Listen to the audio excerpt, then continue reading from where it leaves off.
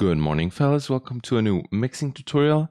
Let's have you know what the tones are on this cover of Doxa by Monuments.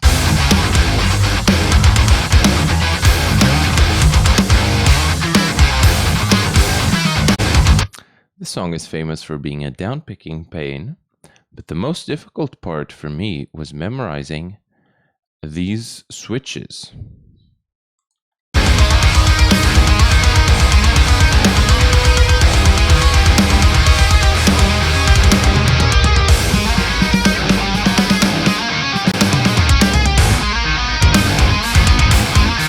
Those switches are very tricky there, and especially here.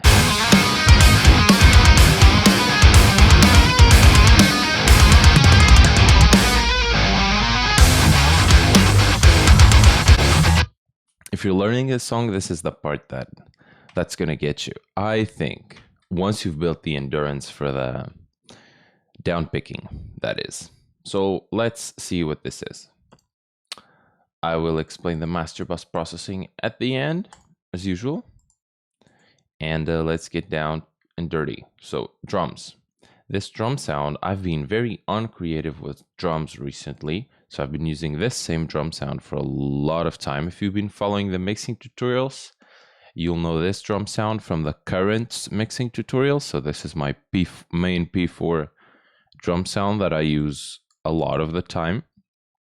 So if you want to watch the full rundown on this drum sound, the current tutorial, just type it on the search bar in Patreon and you'll get it. I've been really digging this drum sound for most of the stuff that I've been doing. All right, bass. A very, very lazy bass, but it worked. Oh God, I'm sorry, I just woke up. So, one thing I'm fucking mad about is that I got new bass strings, right? And the low bass string came out of the pack dead sounding already. If you hear this, it switches between the 5th string and the 4th string. And would you hear this?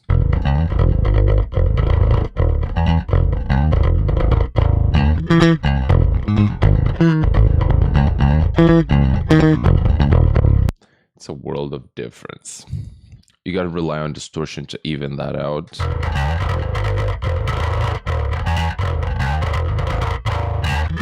And even then, so of course, Joel Wanasek Bus Glue bass as a compressor, first of all. So I'm compressing low end to keep these notes very even, a lot of compression. And then I am compressing the top end as well and giving it the B distortion. So the A distortion is a very grindy one, as well as the C. But B is a very natural, focused on the attack of the pick distortion.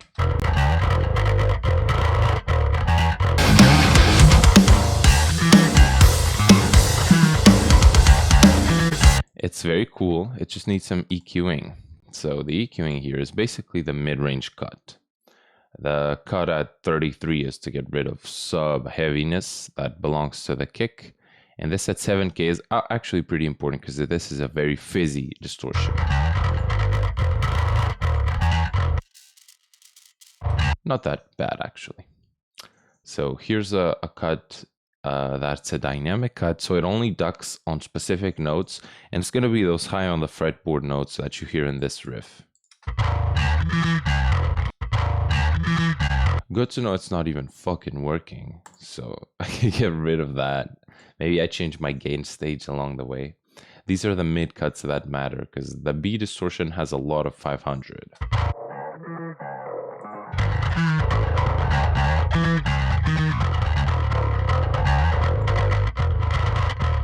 This is how I make it a little bit more tame, but I like the 800, very growly, and it also needs to be eased around the 3K area.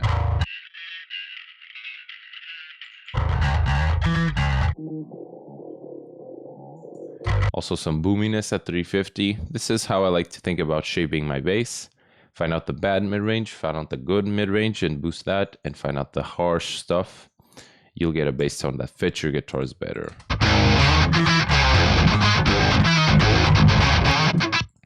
speaking of guitars, a tone that I've been enjoying a lot for this very percussive style of music. I love this tone for Monuments.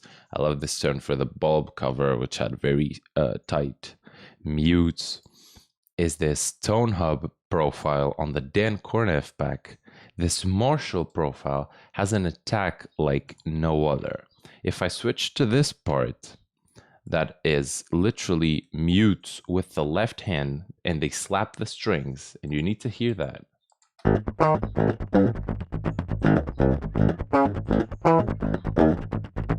This is me muting with the left hand and tapping the strings hard like you slap at the bass. This gets that all.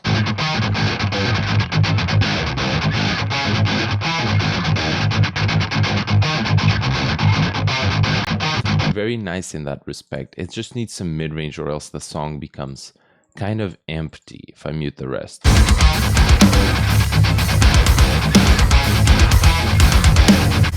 I'm gonna boost some mid-range not on the amp, but by distorting the mid-range with FabFilter Saturn.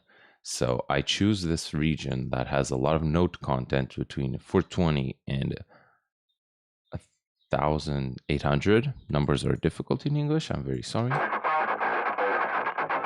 Very rich region that is lacking in the tone.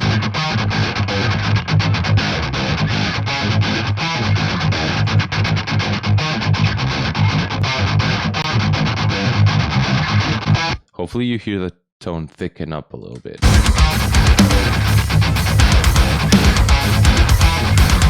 It fills the song a lot more now, right?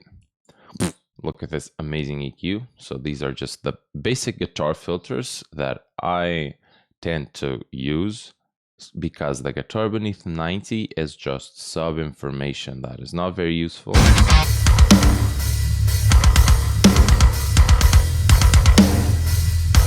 If you can hear that with the bass and drums, you'll understand how low that is and how unnecessary that is. And this fizz,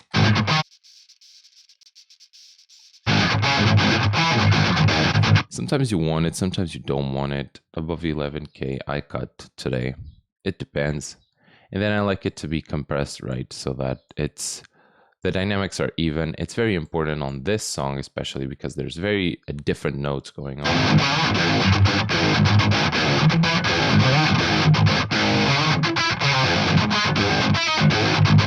Mostly compresses the low notes, which are going to be the loud ones, so the other ones can poke through as well. Great job. Then there's some zeros.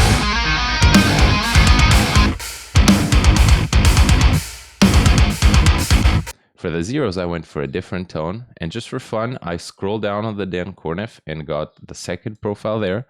It's an EVH, a 5150. It sounds rad, actually. It sounds very good. I need to try to use it as a main tone.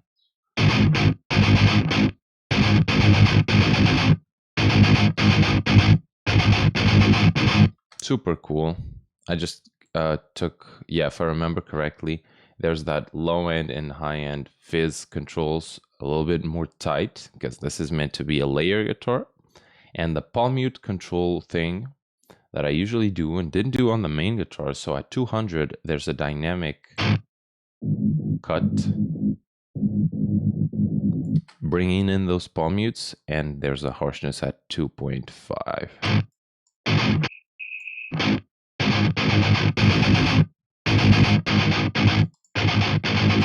Way more controlled with it on.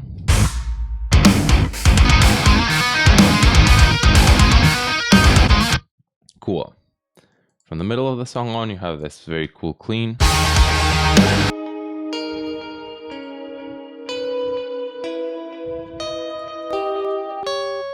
Recently, I've been a fan on these Genty cleans that I don't use any amp sim. I just use my guitar DI. And it really works when I split the pickup into a single coil. All you need, of course, is your reverb. Very heavy, so like 2/3 of the way wet. 6 to 8 seconds. And you got to start getting rid of low end as soon as possible because it's very rumbly, this reverb. You can do it on the plugin, cut all the way to 330. Then the delay, of course, gives it that rhythm. What is this? Quarter note delay. And this especially delay, is cool because it has modulation, so it immediately gives you chorus on the repeats.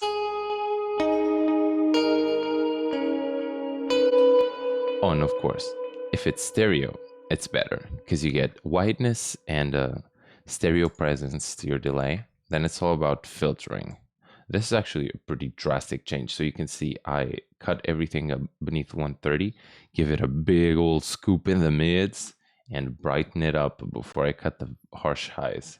So this is going to be a before and after.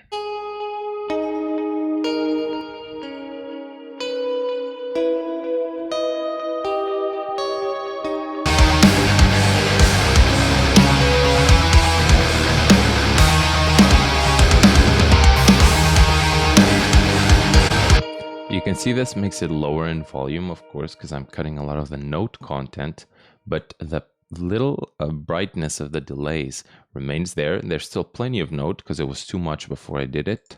So that was the move. Where's this? This is the stupid intro thing. Not much to say. The way I get the little cuts is this tremolo pedal from waves, square waves, so that it cuts harshly on the volume. That's how I do the cuts. I could have done them on the volume. All you need to do, you can do it on any DAW. You just need to get your little volume cut there, and you gotta copy and paste that, and you'll get the same effect on the volume envelope, right? So you don't need a plugin even. I use a plugin. There it is. Into any old tone that works. I just fired up STL Volt Botany to get any distortion. Switch to cabinet 3 because I like its character. Reverb, 3 seconds, 40% wet. No low end, please. And no low end, please, again. Simple enough. It appears 2 times late. And you only hear the reverb till of the second. Not too important. And this guy appears midway through the song to give it some, to fill it up, because this part is very lonely without it.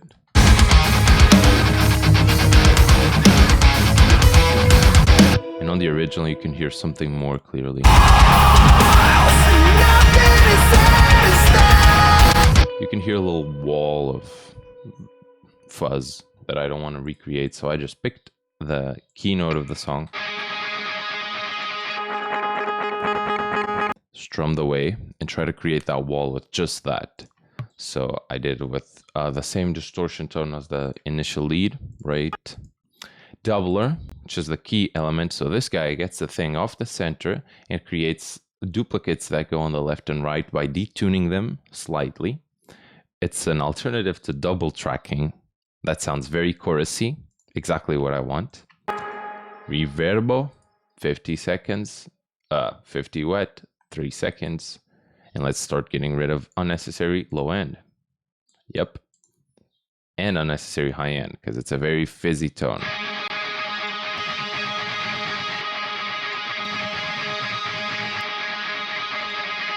This helps fill the song.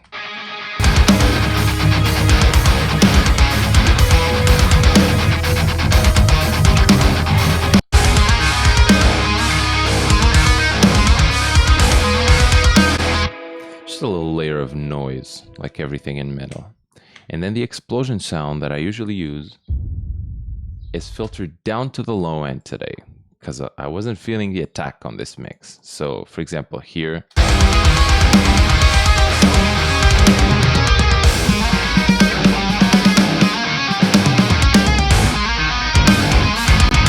Especially because it's meant to go on a break.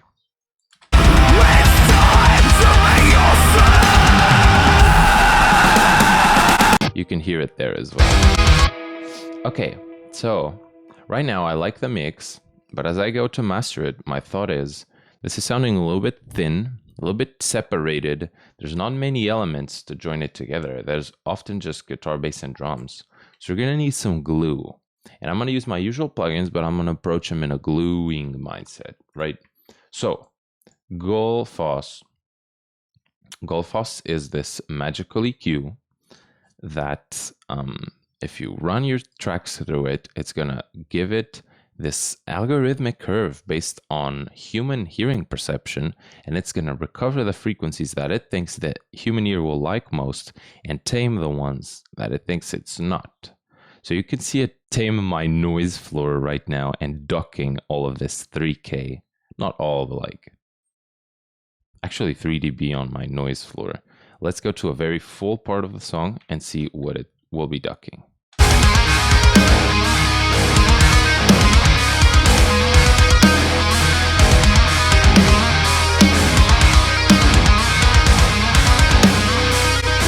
The main thing you see I like it for is this very, very high-end sheen that it gives. It almost works like a final EQ on the high end. And this mid-range magic is very cool. It just balances the notes out in a good way. It also balances my bass with my kick. It's a little secret weapon that makes everything like 2% better. Mix bus compressor. Again, gluing mindset, right? The transformer iron on this bus glue mix gives all of the mix some saturation on the low mids that thickens up the thing, as well as the compression, of course, lets the guitars rise up to the level of the bass and drums because they're going to be brought down. Let's hear that.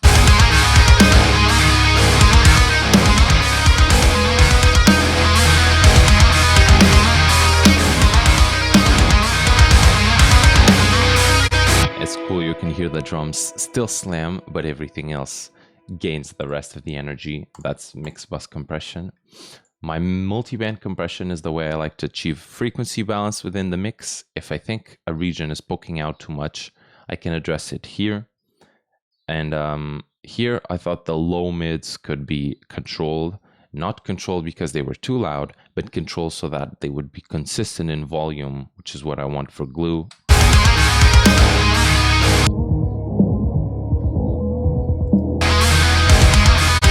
Trying to get this region to always hit a little bit. Sometimes I leave it like unaffected.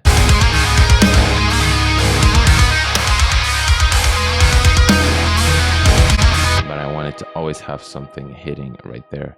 The usual mid-range band is always hitting a little bit. But sometimes, like this time, I just turn it on, choose one band to focus on, go about with my day, let the others work.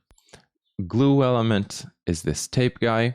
So if you're using tape emulation on your master bus, you're wanting your tracks to be all saturated and smeared together, but you want it very lightly, right? Unless you're going for some crazy effect.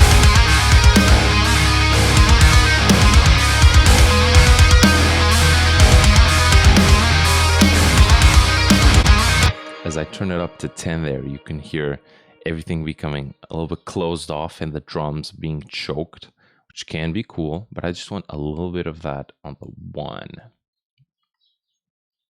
It also gives the bass and guitars a bunch of thickness.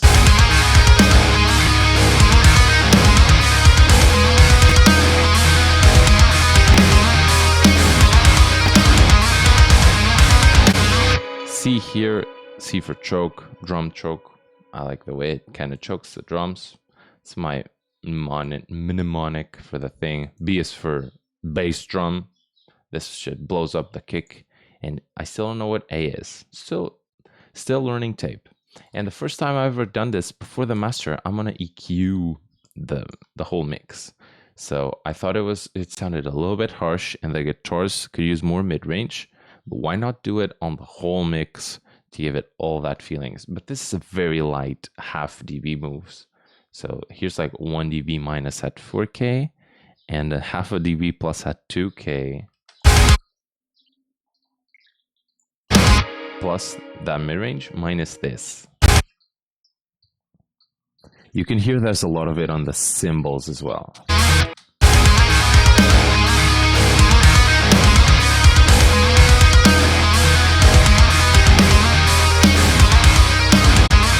Super subtle shaping before my usual limiting.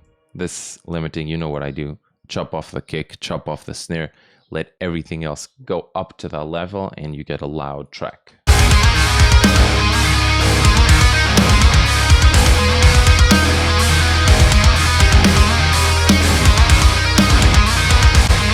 You can see I went very easy on the limiting on this track. I thought crushing it sounded a bit wrong.